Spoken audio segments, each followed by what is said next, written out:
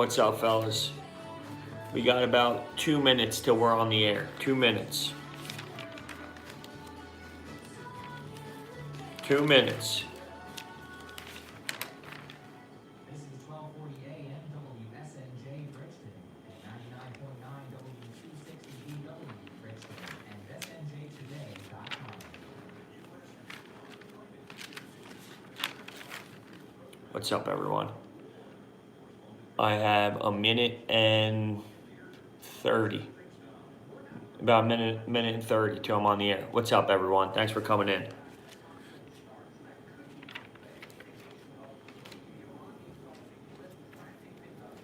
This is Scott Kingery.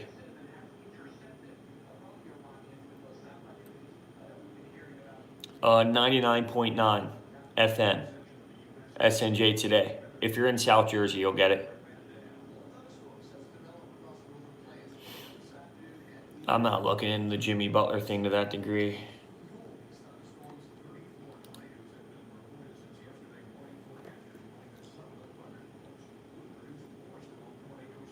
Five, four, three, two.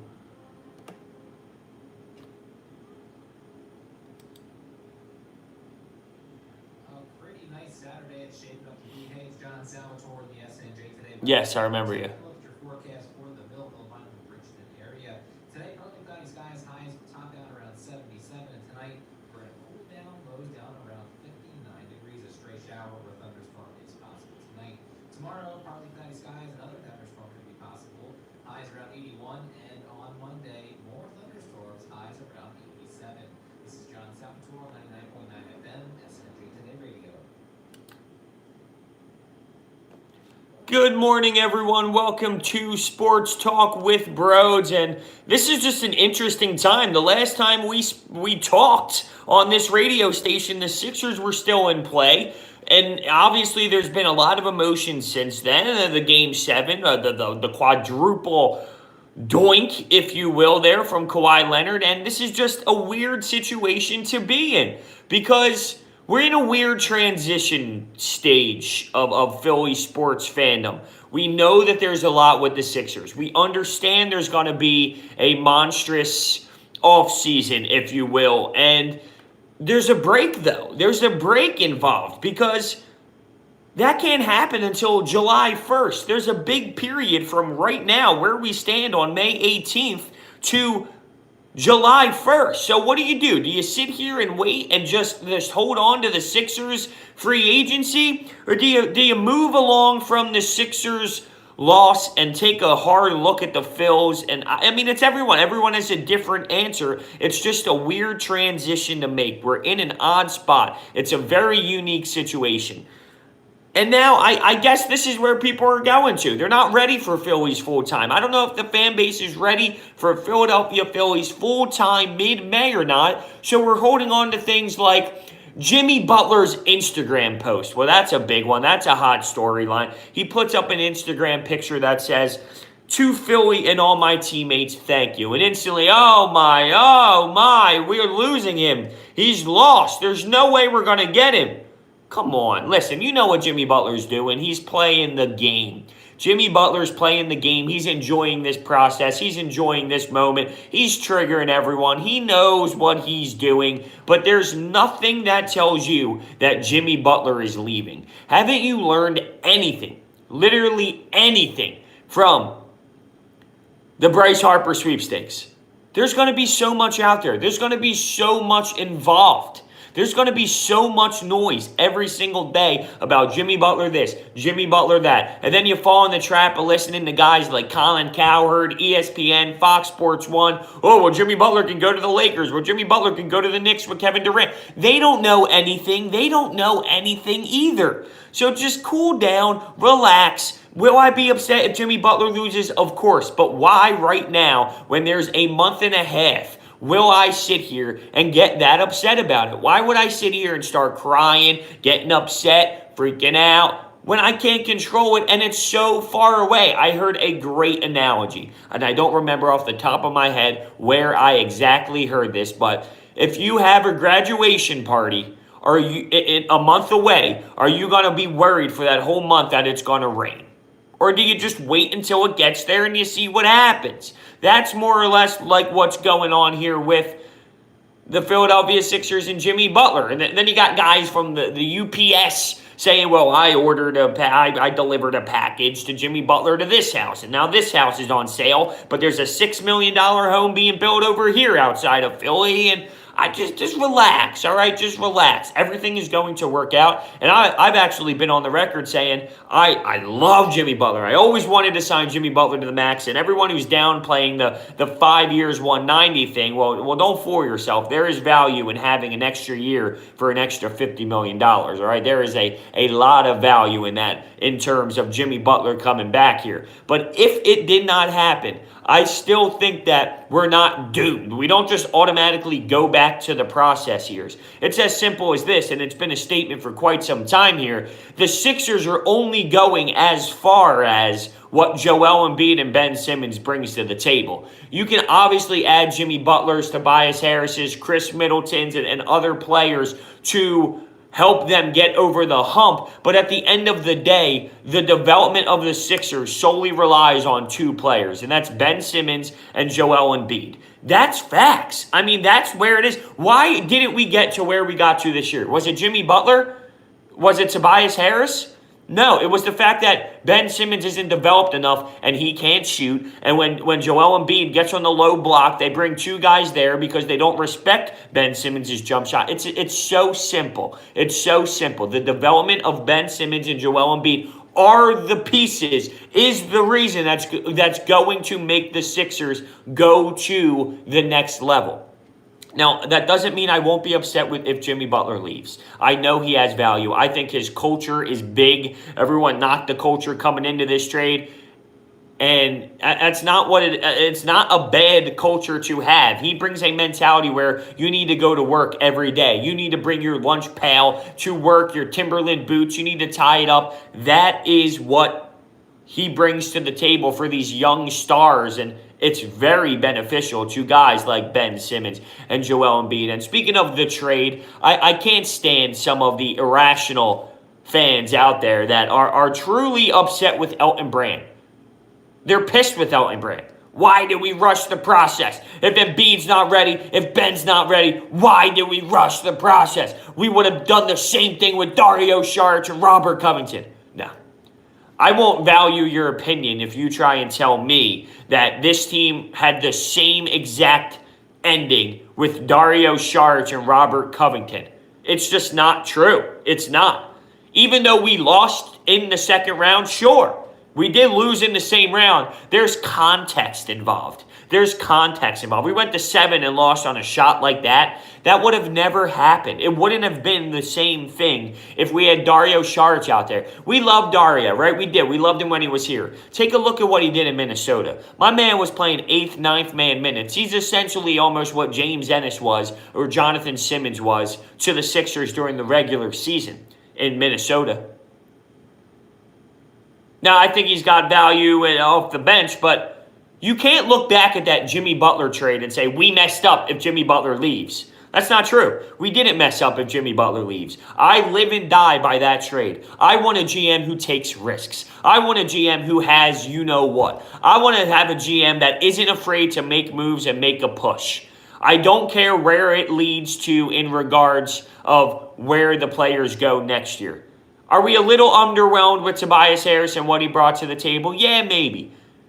Can you find another Landry Shamet? Absolutely. This narrative that we gave up Landry Shamet. You can find three-point shooter. Good player. I'm not trying to knock him and say he's not going to have a nice little career. I think he will. He's a mini J.J. Redick. He has the capability of being a mini J.J. Redick, and I like the upside of Landry Shamet. But let's not go as far as saying you can't find another Landry Shamet, all right? It's ridiculous for that narrative because Tobias Harris didn't work out as planned. At the time, everyone who's upset with it now, you loved it. You loved it. And you see why Tobias Harris maybe was bounced around a little bit. Sure, you do. But come on. I mean, have some sense. It's okay to take risks in sports. And if you don't want to live with that part of it, then I don't know what kind of sports organization you want to root for. Do you want to be the Philadelphia Flyers? Do you want to be the Flyers for the last 20 years? Or do you want to have a team like the Sixers who has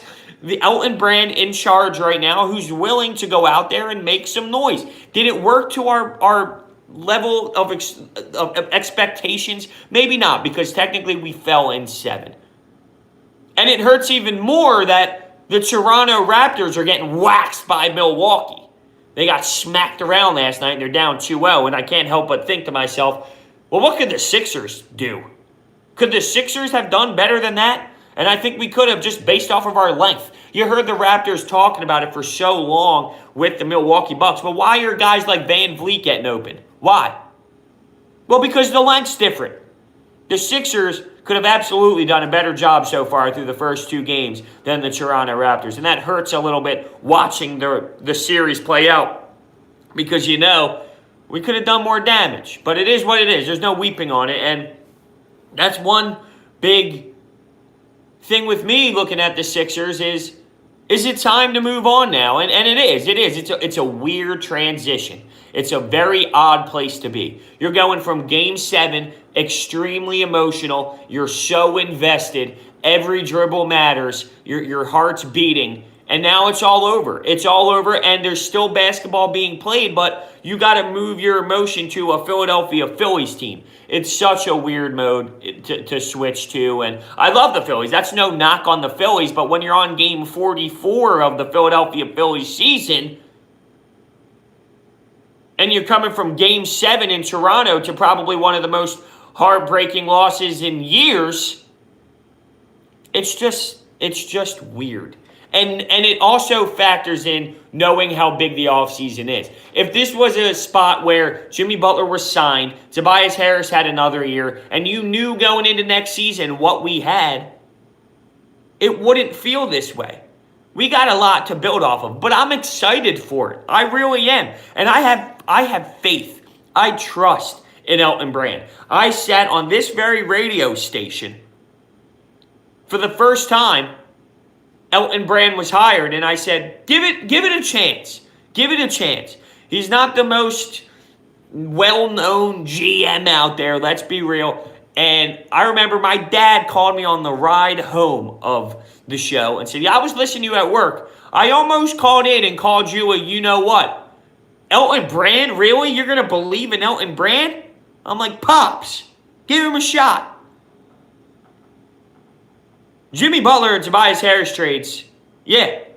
I mean, that was good stuff. It was great stuff, and I will stand by that every time. So I look into this offseason with guys like Klay Thompson out there, with even guys like Chris Middleton and other things. But Chris Middleton might be hard to pull away due to the fact that the Milwaukee Bucks look like they're getting an opportunity to go to the NBA Finals. But I have a feeling that Elton Brand is whipping up something that you are not going to expect. You are not going to expect some of the moves that Elton Brand makes. Or if it's just night and day, and I'm on the day side, right, or the night side right now where he pulls a big upset. If it's the total opposite, we just bring back Tobias and Jimmy, and it's as simple as that. I'm cool with that too. That's not bad at all. I just think that Elton Brand is going to put together a roster where we can head into training camp, we can head into preseason, and we can roll into the season without having to change the roster 3,000 times. And that goes into my next point with Brett Brown. Now, Brett Brown has been elected to come back for next season, and Josh Harris was on the podium saying, I knew that for a while. And Brett Brown is saying, he told me a long time ago that my job was safe. I don't know if I'm necessarily buying that, because if we lost in 4 games to the Toronto Raptors, Brett Brown was not coming back. If we lost in 5 games to the Toronto Raptors and it looked like the series with Brad Stevens, Brett Brown was not coming back. Because we lost in the fashion that we did, I think Josh Harris was in the tunnel saying, okay, you know what, we got to live with that. Because if the line was drawn at Eastern Conference Finals, right? If Brett gets to the Eastern Conference Finals, Brett Brown is going to stay. There's no doubt about it. He is here. Well, how much closer could have you gotten? It's not just black or white. It's not just black or gray. It's not just one or the other. There's context involved. There is. There's context involved. It's not just, here's the line. It's either you got there or you didn't. You lost in one of the most heartbreaking, miraculous shots you'll ever see in the NBA playoffs. So there has to be a sense of, okay, well, we didn't get to the Eastern Conference Finals, but look what happened. Because if we get to overtime and lose, you still say, well, we didn't get to the Eastern Conference Finals, but we lost in Game 7 in overtime. Brett Brown coming back is easily justified. And I hate the Brett Brown haters that are out there saying, anyone but. Well, that's not necessarily good logic at all. You can't say anyone but, because then I hear names like Ty Lue, and I hear names like Stan Van Gundy. You're naming players, or you're naming coaches that also got fired from organizations for poor coaching. So you want to go out there and hire guys that are getting fired from other organizations for having worse tenures than what Brett Brown has done. Now, obviously, I support Brett Brown, but I also don't sit here and say he's the greatest coach in the universe. There's flaws involved without a doubt. And I hate the comparison to Mark Jackson to Steve Kerr. I don't like that comparison. I think that that's overblown because it happened one time. It's overblown. I also hear that Jimmy Butler doesn't want to come here because Brett Brown's the coach. Really? Brett Brown's the coach is why Jimmy Butler doesn't want to come here? I'm sorry to break it to you. Why did Kevin Durant go to the Golden State Warriors? Was it because Steve Kerr was the coach? Or was it because Klay Thompson's there? Steph Curry's there. Draymond Green's there. Iguodala comes off the bench. They have a roster that wins championships. Is it the talent? Is it the player? Or is it, oh no, Kevin Durant went to Golden State because Steve Kerr? Come on. Players play in this league, and that's been my thing for a while. I think there's value in coaches. There's value in the culture that they bring. I can compare Brett Brown to Doug Peterson. I really can, to an extent. To an extent. Keep that in mind. I don't think Doug Peterson is the greatest X's and O's coach. I think there's offensive coordinators that help Doug Peterson big time. I really do. I think that he gets a lot of help. But what does Doug Peterson do that's so good? So good. He brings culture. The locker room presence. They want to go to war for Doug Peterson. They want to go to war for Dougie P. Well, don't you think Brett Brown has a culture involved? Brad Stevens, good X's and O's coach. Great X's and O's coach, actually. Look what he did with that culture. And these weren't even guys that have that much personality. These aren't Jimmy Butlers, Joel Embiids, Ben Simmons. Kyrie, sure, star. Gordon Hayward's not this guy with this big personality. He struggled. He struggled big time to keep that together. Better X's and O's coach. So there's value in what Brett Brown's bring to the table. But you can learn X's and O's. You can't learn you don't change your personality as a coach. You keep true to who you are, and you keep your personality to what got you there. So that's my thoughts on Brett Brown, and I'm 100% down on keeping Brett Brown here. I think it is justified to keep him here for another season, to have a roster that's fully intact from the get-go so we can pursue this thing once more. Jimmy Butler's leaving because of an Instagram post. Come on now. Come on. I think that's just silly. I really do. I think that's silly. Why waste your time getting so upset with a post that says, thank you? Thank you. It didn't say, thank you, I'm leaving. It didn't say, thank you, Philly, but I'm out of here. Then you hear all these silly rumors. Well, he was at Parks Casino last night and he told someone, I won't be back for a long time. Well, what's a long time? What's a long time to Jimmy Butler? A couple weeks? A month? Hell, if he's gone for the whole offseason, that's 3 months. That's a long time to me. It's silly to dive into it. It's silly to overreact to an Instagram post that said thank you. A majority of players these days, after the season's over, what do? They thank their fans. They put up a post. I appreciate it. You guys were the best. Is there more involved to this one? Sure. But I think it's because he wants the 5-year max. He's just making sure that Elton Brand knows, listen, bro, I want the full max. He's trolling. And it's fine. That's his personality.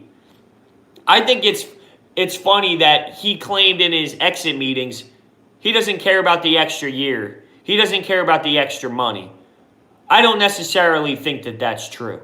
At his age, knowing that this is going to be the last super max contract that he's going to get, you don't leave 1 year $50 million on the table. You can say, well, he's got a bunch of money already.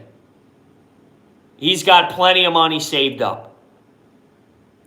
You don't leave 1 year $50 million on the table. And it's not like we're sitting here saying the Phoenix Suns. We're not sitting here saying, well, the Phoenix Suns have 5 years to offer him for $190, but the Sixers can offer him 4 for $140. No, we're talking about a team that has potential to make a legitimate run at this thing. He's going to go join LeBron. What shows him that the Lakers are ready to go now? What shows Jimmy Butler that LeBron and the Lakers have a great chance of going? Because Jimmy's constant theme is, I want to win. I want to win. Well, the Lakers, did they show you they're ready to win? The only thing that maybe is, and I'm not diving down this track, but the counter argument is, he looks at Ben Simmons and knows he's not ready yet. He looks at Embiid and says, well, they got some years to progress here before we're legitimately ready to win a championship. Which he's not wrong. I've been saying that for quite some time. He's not wrong. I've been on the record saying it's going to take a couple years for Ben Simmons and Joel Embiid to really get to their level. See, this is the thing, and we'll get this on the other side. We don't have a Kawhi Leonard. We don't have a guy that can take over. And I'll talk about that on the other side of this break. Great songs for great listeners. We got about a 3-minute break here before we go back on. When you were a kid and you went to the beach or a pool, you lived for the sun. Then you grew up and you started to pay bills, and you had to pay to get cool from the sun or heat up when it wasn't around. Well, now you can turn the tables on the sun. Thank you very much. Work for you through Yeah, his defense was definitely growing. But the problem is he needs offensive game. That's what's stopping the Sixers right now. That's the issue with the Sixers. The offensive game. It's not about the defense. I agree, though, but I see his defense as high value. But that's not the issue here on why we are what we are. Yeah, mid-range. I'm not sitting here saying he needs to knock down threes. That's never going to happen. That's never going to happen. We got 3 total breaks. We're good. Yeah, my co-host is not here today. Since last year with the Phillies, you should bring it back. Bring what back? Bring what back? What's up, bro? That would never happen, though. It would never happen. He need Durant. Streaming the Phils? Like watching the game? Remember when you were a kid and you went to We got a minute and 30. Minute and 30 till we're on the air. Then you grew up and you started to pay bills, and you had to pay to get cool from the sun or heat up when it wasn't around. Well, now you can turn the tables on the sun and make it work for you. Yeah, we can look into some guys. Orbit Energy can provide provide you with state-of-the-art I saw Edwards. I saw Kyle Guy. I saw was it Jerome? No, DeAndre Hunter maybe. Was it Hunter? Hi, I'm Brett Michaels. All right, I got 1 minute. 1 minute till I'm on the air. Was it Jerome or DeAndre Hunter? Fighting to live a normal life. I know. I've had diabetes since I was 6 years old. Was it? I forget what I they. think it's deadly, but diabetes kills more Americans. It might have been Jerome. AIDS can bomb. I kind of want Carson Edwards, to be honest with you. Without your help, it will keep getting worse. Please join me. Yeah, I might for the Birds too, but there's just Share your passion. nothing really going on for news-wise. Get involved in local events like the I don't think Durant's coming here. Step Out Walk. Learn how you can better I mean, it's possible. I'm sure we're going to go all in for him, just like everyone else. But and give what you can. nah, I don't think so. It looks like he's going to come right to us. Diabetes camps for kids. Although you never know in the 20s. Join me 10 at seconds. stopdiabetes.com. Help us fight a deadly disease. Ty Jerome then. And burdens the lives of millions of Americans. I just mixed up the two. We can stop diabetes. Welcome back to Sports Talk with Broads. We were in a nice discussion about the Sixers, going all over the place here from the Brett Brown coming back to Jimmy Butler and his Instagram post to Ben Simmons and Joel Embiid, and that's where we're going to go here. And I left you at the break thinking about this statement with Ben Simmons and Joel Embiid. We don't have a Kawhi Leonard. We don't. Did you see what Kawhi Leonard did? That was awesome, right? I mean, from a sports fan's perspective, that was tremendous. It truly was. Jimmy Butler is a great player, but he's no Kawhi Leonard. Ben Simmons and Joel Embiid, they need to be that for us to win a championship. That's without getting the Kevin Durant. Sure, if we somehow land Kevin Durant this offseason, then they won't need to be that. But I can't go out on a limb and say, well, that's definitely going to happen. That's 100% going to happen. Joel Embiid and Ben Simmons have to get to the level of superstar where they are Kawhi Leonard for us to win a championship. We need the players, whether it's one of them, whether it's Joel Embiid who becomes that, because it seems like he's closer to that right now than Ben Simmons is. They have to be to the point where they're taking the game over. We're down 5 with 6 minutes to go in the fourth quarter. Joel Embiid scores 10 unanswered. Joel Embiid gets the ball every time. Ben Simmons is at the top of the key. He goes hard to the rack 7 times in a row. That's what we need out of them. It sounds almost impossible right now, but that's what we need. That's what's going to take us to the next level. That's going to be the difference maker of this team winning the championship in years to come. And there's no doubt this is the biggest offseason of Ben Simmons' career. There's no doubt. And you talk about his development of a jump shot. Then you talk about who's helping him do that. And here's the big discussion. His brother. His brother is out there helping him for another year now with the jump shot. And my only argument is, at first I thought to myself, well, you can't tell Ben Simmons what to do on his free time. It's the offseason. These players do their own thing. They're away from the organization. They're away from the Sixers. They have the chance to go where they want to do and do what they want, where they want to work out. And that's fine. I mean, they are. In reality, they're entitled to that. But if I'm the Sixers, I say, dude, Ben, we've watched you now. We've watched you now work with your brother. Is it working? Is it going to work? Now, there's been players in this league that had successful jump shots with hideous form. And that's just what Ben Simmons is going to do. Ben Simmons is just going to have a horrendous form while knocking down jumpers. And let's also make this clear. I say making jump shots, right? I'm not talking about three-pointer Steph Curry. If you think Ben Simmons is going to be a guy like Steph Curry is, or just knocking down three-pointers, 1 of 3 from 3, it's just not real. We need him to add a 10-foot jump shot. A 10-foot jump shot. That's not too much to ask. If Ben Simmons had a 10-foot jump shot next year, do you know what that does for spacing on the floor? Now, it's not the full spacing we need, but it's something that's big. It's something that helps. It's something that will make defensive players have to actually adjust and not sag off. Ben Simmons is going to have to set his feet and have a willingness to take a jump shot. Because at some point, he's a young 22 point guard in this league, it's going to end. Now, will it end at 23? I'm going to be honest with you, probably not.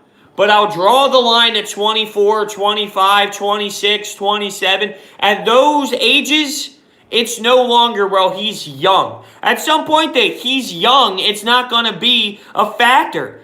Next year is going to be his third full actual legitimate season of NBA basketball. If I don't see the willingness to shoot a jump shot, I'll question. There is a way to be effective without the jumper, though. That's facts. But I'll need to see that because he's not there yet. You can be aggressive without a jumper. But he needs to shoot 80% from the line then. And he needs to have a willingness to go to the basket. And I'll live with that. But he needs to add to his game. And if I just don't see it, I'll be extremely upset with the Sixers. And Ben Simmons, Ben Simmons. But yeah, this is huge. It's huge. There's a lot of pressure. Honestly, Ben Simmons has been one of the most unique stars we've had in this league. I don't know if we're going to go to the level of number 5. I don't know if we're going to go to the level of Donovan McNabb. But when it comes to criticism and his style of play and the way he treats the media, it's very interesting. It's very unique. And I'm a Ben Simmons fan. And there's people out there that think Ben Simmons doesn't know what he needs to add. I can't imagine that being real, right? You're in the NBA. Every guy makes fun of you. Every defense sags off you. How can you be Ben Simmons and not know? See, here's the thing. It's not that Ben Simmons didn't work on his jump shot. You can see all around videos. Keith Pompey puts up videos on the floor before games. Joe Johnson's out there reporting. There's plenty of videos of watching Ben Simmons knock down consistent jumpers, and even from three. Not great form, but you see the videos of Ben Simmons knocking down 10 to 15 three-pointers in a row. They're out there in an open gym, and I understand an open gym. It's not the same, I know, but it's out there. Ben Simmons has worked on his jump shot. Where this differentiates itself is he's not willing to take the jump shot. He's not a great shooter. I'm not going to sit here and tell you he's a great shooter, but he has worked on his jumper, and you can see that off film, not in game. But his unwillingness to take it is the problem. I always date back, and I believe the game was against the Brooklyn Nets, where he walks up to the three-point line and just strokes it. And it rims around the rim, it rolls around the rim, and it just floats right out. And I always thought to myself, if that went in, how much would have changed with Ben Simmons? If that three-pointer went in, would he have taken more? Now, that was like the only legitimate three I can remember him walking up to the line and just popping it. If that fell, I could have definitely thought, yeah, maybe he'd probably take some more. And it was weird because he went through the spot early in the season, right, where he didn't do anything in regards to shooting the basketball. Nothing. Then about 25 to 30 games in, what happened? He was taking these fadeaways, He was taking these mid-ranges. He was being more aggressive with these shot attempts. And everyone started saying, okay, that's what we were asking for the first 30 games, Ben. Where was that? Where was that? Then I recall the last 30 games, nothing. It just went away again. So there was a spurt in the middle where he was just consistently being more aggressive with the jump shot, and then it just died down again. And I think it has to do with confidence. He realized they weren't falling, and he had no confidence. He's got to be like Giannis. I respect the hell out of Giannis. My man can't shoot a lick. He can't. But he's willing, and he's gotten better. There's no denying it. The guy comes up to the line, the whole defense backs off of him, and Giannis just pops it. Whether it goes in, whether it airballs it doesn't matter. He comes up to the next line, bang, he does it again. Now, he's a far better shooter than Ben Simmons is because he's willing, and that's kind of sad because Giannis isn't a good shooter. But do you see the way he goes to the paint? Do you see the way that he athletically... Now, I will say Giannis is way more athletic than Ben and longer, but Ben can do that. Ben can at least replicate that style to his degree. But his unwillingness to knock down free throws is a problem. But I will say, and I know the numbers might not show you it because of how poor it might have been in the beginning, but Ben Simmons has gotten better at the free throw line. He's gotten better at the free throw line. He has more confidence. He has more confidence. Do I think the injury had something to do with that? No. Nah, that's far out of his mind. I think it's just the inability to knock down free throws throughout the year. And, I mean, he's gotten better. I think in Game 7, Game 6, Game 7, it might have been Game 7, he was knocking down the free throws. He was going to the rim. He only had 5 shots. And I understand that when he gets fouled, it's kind of skewed. But I would have liked a little bit more out of Ben's aggressiveness in Game 7. And I think that his confidence moving forward with free throws will help his aggressiveness. But it is an obnoxiously large offseason for Ben Simmons. Just taking a look, though, real quick at some options maybe with the first-round pick that we get. To be honest with you, I'm kind of intrigued. And I'm actually intrigued with maybe some of the snags early in the second round. I believe we got 1 first-round pick, late 20s, 24, and we have 4 second-rounders. So, I really do believe that we can find some players late. Carson Edwards from Purdue can shoot the basketball. He can play. He's a player. I would love Carson Edwards. And here's the difference. I know he's going to be raw. I know he's going to have 0 NBA experience. Would you rather have him or TJ McConnell? I like TJ McConnell. I think he has value in the regular season. But he's not someone who can actually play in the postseason. So how much value is that to your roster? But I think Carson Edwards could be an awesome pick at that spot in the first round. Then you move past that and you see our early second rounders. You see guys like Kyle Guy. You see guys like Ty Jerome. I'm not going to sit here and tell you these guys are going to be legitimate players. But I like the options. Yeah, obviously you're not in the lottery. And speaking of the NBA lottery, was that fun? Was that fun seeing the New York Knicks fall to 3? And see them painful. See them all hurt.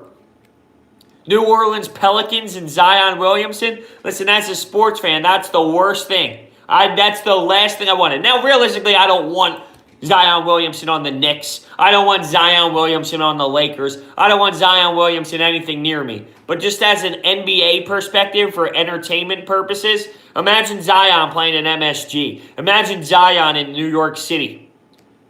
Well, he's playing in the Smoothie King Center. Or the Smoothie King Arena, whatever the hell it is. I wonder if the NBA looks at it in this regards. Well, we're having a small market get a talent like Zion that can explode. The NBA thrives off, I know we're getting a little sidetracked here, but the NBA thrives off drama. Drama. KD here. KD's a snake. KD leaves 3-1. LeBron goes to the Lakers. Magic Johnson leaves. It's all about drama. Well, how the hell does the New Orleans Pelicans, who have Anthony Davis, who the Knicks wanted, and they were going to trade that first-round pick for, get the first overall pick with a chance for Zion, and the Lakers still have their stars and their drama going on, trying to make trades for maybe Anthony Davis to give up Lonzo Ball, Kuzma, Ingram. I wonder how the NBA looks at that in this perspective. I really do. It's very interesting. But I can't imagine for ratings purposes, I can't imagine that being ideal. Now listen, Memphis has a nice, passionate fan base. I'm sorry, I respect New Orleans. I think they're a great city. Awesome city. My brother works on Bourbon Street. Cool city. Basketball-wise, I mean, they're passionate about their Saints. Passionate-wise, though, for the Pelicans, it's not the same as if Zion would have landed in New York. One last thing here on the Sixers and maybe moving forward. Zhaire Smith. I'm not going to say blind faith, but I have this gut feeling on Zhaire Smith. I don't know why. But I think this kid has it. And it's basing it off of the adversity. Just something tells me in my mind that this kid is going to be truly special. I'm not going to tell you he's going to be LeBron James, but I have a little bit more hope for this kid to be something serious moving forward. And a key piece to contributing. So on the other side, I want to talk Phillies baseball. Because we had an embarrassing series against the Brewers. But we responded last night.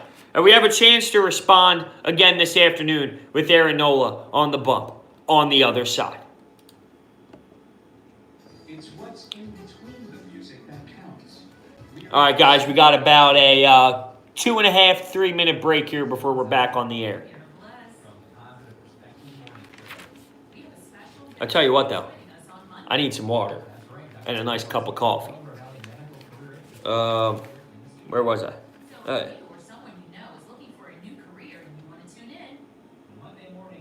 Well, Atlanta's heating up. Atlanta is heating up. Thank you so much for the super chat, by the way. I just couldn't say anything because I was on air. Thank you so much for the super chat. For the sun. Then you grew up and you started to pay bills. You had to pay to get cool from the sun or heat up when it wasn't around. Yeah, no, the Braves are rocking and rolling, dude. They did some damage to the Brewers yesterday. Through solar Hopefully that doesn't stick like that. can provide you with state-of-the-art renewable energy and water purification solutions. Make the sun work for you. Go to orbitenergy.us. 99.9 FM. It's South Jersey down in Cumberland County, though, so it's not like a huge range. It's like the Jersey Shore area. The skies highs top out around 77, and tonight we're going to cool down, lows down around 59 degrees, a stray shower. All right, I got about 30 left. Tomorrow, partly cloudy skies and other thunderstorms. Gotcha. Highs around 81, and on Monday. I think yesterday could have helped. Highs around 87. Yesterday definitely could have helped. 99.9 FM, SNJ today. Music you know. All right, I'm on in 5 seconds. We're SNJ today. Welcome back to Sports Talk with Bros. We crushed Sixers Talk. 42 minutes of Sixers Talk by myself.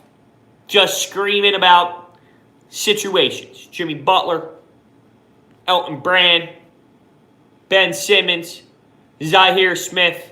We were all over the place with the Sixers. But I want to take this last segment here Because it's an odd transition. It's an odd transition. That's the major conversation on the transition from the Sixers game 7 to, okay, we're at game 45 or game 44 of the Phillies. But here we go. We transition here to last night's 5-4 win over the Rockies. Much needed. That Brewers series was seriously insanely trash. 1-3 at home, waxed. And the Brewers are a good baseball club. I'm not sitting here saying they're not. But the Phillies got to show more fight than that. The Phillies got to show we're able to compete. They were making plays that the Little League team down by me make. Ridiculous. But yesterday was much needed. And you got some good pitching. Cole Irvin on the mound.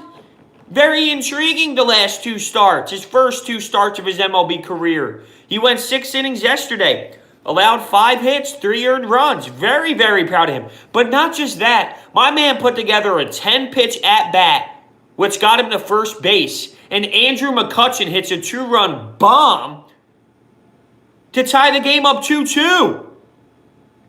So Cole Irvin did it on both sides of the plate. That's awesome. That's tremendous. And it started with him. Well, actually, the start was almost similar to the Brewers series where I didn't know what I was watching. Ball getting thrown around. No one knows where to be. Who's covering where. It actually started out like that, but we clearly moved forward real quick. But interesting stat on yesterday's victory for the Phillies. Every single one of our runs scored with 2 outs. And when we scored those runs, no one was on base prior. 2 runs in the 3rd, 1 run in the 4th, 2 runs in the 5th. Kutch with the 2-run bomb. Cesar doubles. He had 2 hits. Cesar is so weird to me because I can't stand him defensively, but the guy's hitting well, hitting real well. Like, top of our team well. Not batting average-wise, hit-wise, though. Gene Segura with 3 hits again. The dude's batting 324. 324. But the biggest thing for me, outside of Andrew McCutchen being the player of the game, which I will dive into more, Bryce Harper yesterday with a big 2 RBI double where he smoked the ball. Barreled it up, smoked the ball. We just need more out of him. I'm not one of those, I can't believe we spent $13 million on Bryce Harper. Or $13 million, yeah. 13 years, $330 million. Because of a month and a half of baseball. See, I think these boos that Bryce is getting, I think that's sad. I know he's striking out at an all-time high rate. I watch the games. I see it happen. And I know he's batting poorly. I know he's struggling. But he's also making dives into the wall every time. He's getting a standing ovation for it. These aren't love boos, all right? There's a difference between the love boos where it's, hey, pick it up, and he's going through a real tough time right now. Bryce Harper is working harder than anyone else, and you know it. I just don't think that the boos are justified right now. Why are you booing? What's the point of you booing? This is clearly a really rough stretch for him. It's not like Bryce Harper isn't working on his game and he's going out drinking with the boys and he's not focused. Bryce Harper is one of the most focused guys there is in this game. We're down 5-0 and he's running into the wall 3 times on diving plays. And when I say 3, I meant 2. I don't know why 3 came out of my mouth. I don't think the boos are justified, in my opinion, after a strikeout. The reason why is it's 11-3 we're losing. It's the 8th inning with 2 outs and Bryce Harper strikes out. Boo! What are you booing for? What would he have done there? Would he have hit a 10-run home run there to change the game and win the game? Come on. I don't see the reasoning behind it. If there were bases juiced, 2 outs, and we're down 2, I see it more. I at least see it more. I don't think the boos are justified at times, to be completely honest with you. I just don't. But he did hit a nice RBI rope, and hopefully that brings him to where he needs to be here confidence-wise. The Phillies are 25-19. 25-19 after 44 games. It's not the worst position to be in. The Braves are heating up, though. The Braves are getting hot. They just beat the Milwaukee Brewers, and the Brewers just embarrassed us. You have the Mets sort of falling off. They lost to the Marlins.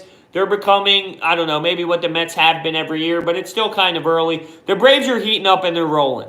So I want to see this Phillies team kind of take a run here and get a good stretch going. Now, we got a tough stretch. The Rockies, who I know on paper and record-wise they're not dominant, but they're a good baseball team with a nice lineup of Blackmon, Story, Arenado. They got a good, nice lineup. It's not a joke of a lineup. They can do damage. We see, I'm just spitballing off the top of my head. I know we go back to Milwaukee. I believe the Dodgers are there. The Cardinals are there. I don't know if the Cubs are in there, but we have a really good, tough stretch here. I might actually have it written down here from one of my videos on who we have left stretch-wise. But I know it's going to be tough for this team to get together and put together wins, but it's a test. It's a true test for this Phillies team, and I'm ready for it. You know, I'm ready for it. I'm ready to see them try and find rhythm. It's crazy because it's so night and day. It's so night and day. The Phillies lineup either hits, and they hit a lot, and they have 20 hits, or they have 0. They either score 8 runs, or they're scoring 1 run. They're scoring 7 runs, or they're scoring 1 run. Why is it that way? Why does it have to be that way? I will say, though, the one thing that is scaring me a tad, is the pitching. I know Eflin had 2 complete games and 3 outings, and I'm not mad at him for his outing against the Brewers because he's been one of the better pitchers. But is he going to be able to be legit? We're going to have to wait and see. Cole Irvin, I liked his 2 starts, but he's a question mark. Arrieta, huge question mark. Ever since he called out the media, called out his teammates, 6+ ERA. Now, one of those games he just pitched against the Brewers, there were 2 sloppy plays that didn't count as errors because there technically weren't misplayed balls, but it was mental mistakes and bad decision-making with going to the balls that costed him. But 6+ ERA, he hasn't been good enough. Aaron Nola, I don't know what to tell you. We're at the point now where we're making excuses. We're at the point now where we say, well, Aaron Nola can't pitch in cold weather. We're at that point in our lives. Aaron Nola can't pitch in cold weather? Come on. I hate that. When is playoff baseball? When is playoff baseball? Hey, in case you didn't realize, the Philadelphia in October, it's not Tampa Bay. It's not 75 and sunny. It's not 80 and sunny. Don't give me the he can't pitch in cold weather nonsense. We're talking about a guy who was in the NL Cy Young conversation last year. Now, he gets a chance today, though, on the mound. He's on the mound today, and I believe I had a little bit of a thinking moment there. I was thinking, did he play against the Colorado Rockies in Colorado in one of those games where we had a tough series? And I think we did. I think he did at the end of the day. I think he did. The Phillies aren't in a bad position, but I always keep coming back to this. We might be 24-19, which is a good record, and I would take it any day of the week. Any day of the week would I take that, as I'm repping the jersey today, actually. It's a nice Scott Kingery J, actually. And I can't wait for him to come back. I want to see if he still has the rhythm that he had before his injury. And I will say, I'd throw him at third. You can't take Cesar out right now. He's hitting the ball too well. I'd put him at third because Michael Franco has literally hit a wall. Now, I'm not saying Franco can't get back on his feet, but maybe if Scott Kingery comes back, he steps it up. I think that's why one of the reasons Cesar has been so good, because he felt the pressure of Scott Kingery. Maybe that does the same for Franco, but I'd put Scotty at third base to maybe wake up Franco a little bit and give him some time off. But where was I? Oh, the stressfulness of this baseball team. 24-19, it's great. I'm not upset about it. Or wait, 25-19. I'm sorry, 25-19. They've been very frustrating games, though. They've been very frustrating games, I feel.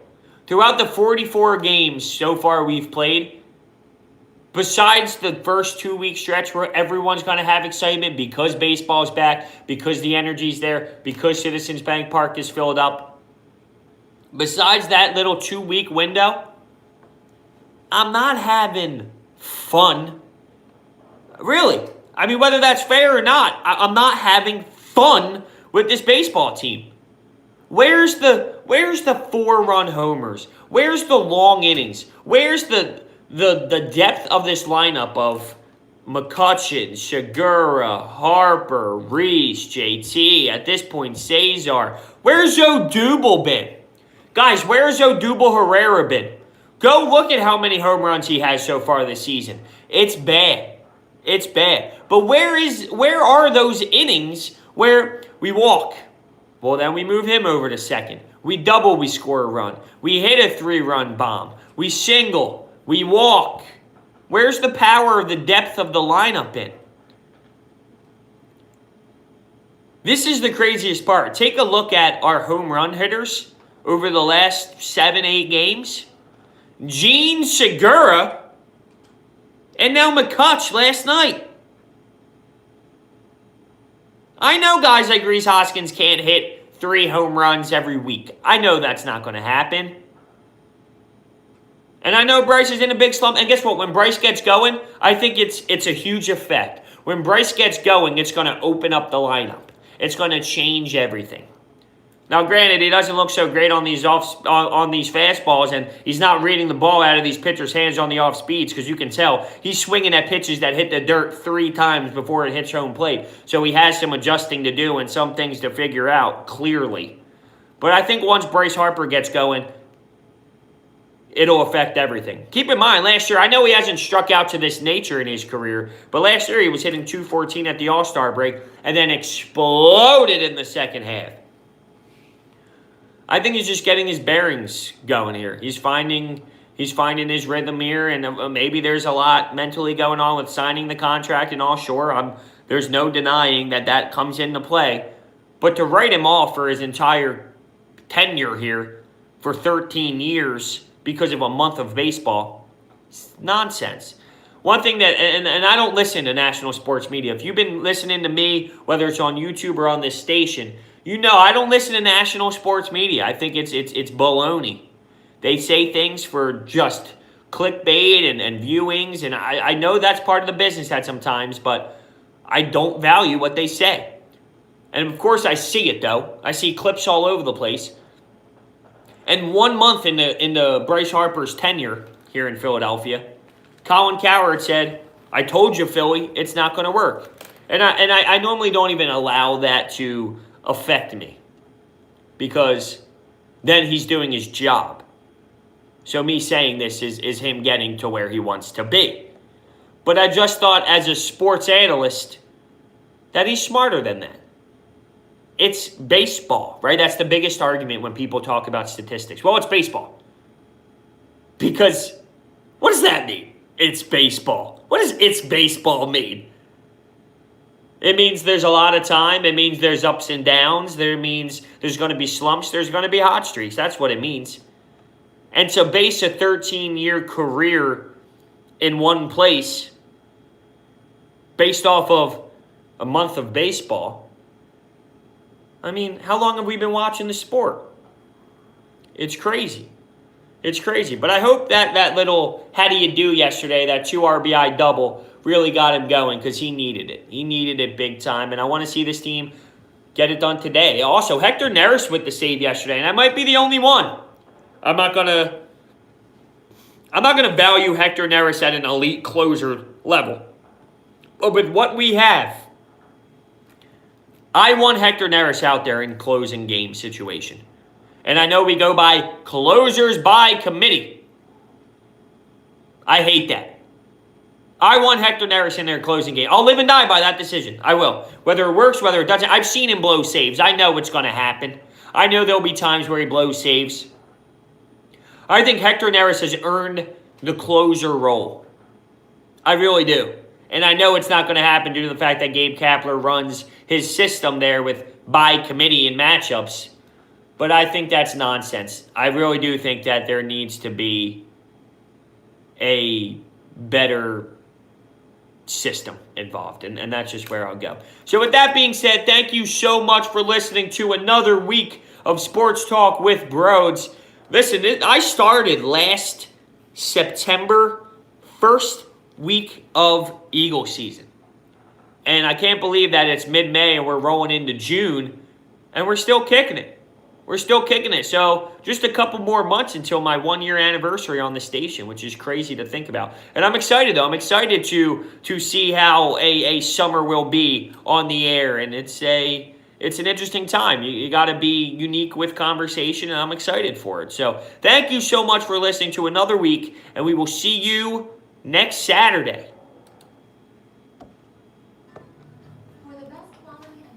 Thank you, everyone, for hanging out. I appreciate it.